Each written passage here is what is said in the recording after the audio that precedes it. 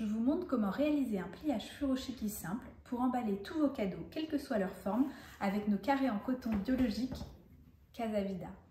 Quand vous recevez votre furoshiki, commencez simplement par enlever la ficelle et mettez-la de côté. Découpez-en environ 10 cm que vous allez utiliser pour réaliser une attache pour l'étiquette à glisser sur le furoshiki. Passez le fil dans l'étiquette, puis faites un nœud simple pour obtenir une boucle d'environ l'épaisseur de 2 doigts.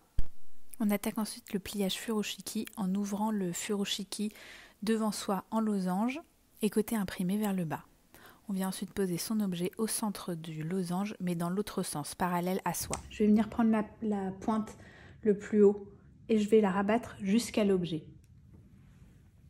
Je plie et je rabats sur l'objet. Je procède de la même façon de ce côté-là. Je rabats sur l'objet.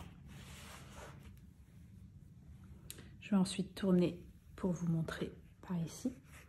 Je vais prendre ce côté que je viens rabattre. C'est exactement comme quand on emballe un paquet cadeau papier. J'appuie un petit peu par ici et je viens comme faire un pli que je rabats juste là. Ça n'a vraiment pas besoin d'être parfait, c'est ça qui est sympa. Et de l'autre côté, je vais faire la même chose. Je fais un petit pli comme ceci en rabattant et je rabats juste là. Je viens poser la petite oreille de lapin que j'ai obtenue. Et si je souhaite, je peux mettre un objet lourd sur le dessus pour pas que ça se déplie le temps que je fasse l'autre côté. Je tourne de l'autre côté. Pareil, j'appuie un petit peu le tissu contre le bord. Je tire, je plie. Je tire, je plie. Et voilà. J'enlève mon objet. Et je me retrouve avec 2 oreilles de lapin que je vais tout simplement nouer entre elles une première fois, un nœud simple. On peut tirer franchement, n'hésitez pas. Comme ceci. Je mets un doigt juste ici. Je prends mon étiquette qui a sa petite ficelle. Je la fais passer dans une des oreilles.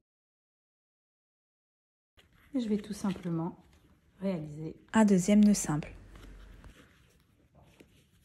J'essaie de prendre l'oreille la plus longue et la passer en dessous, c'est toujours le plus simple.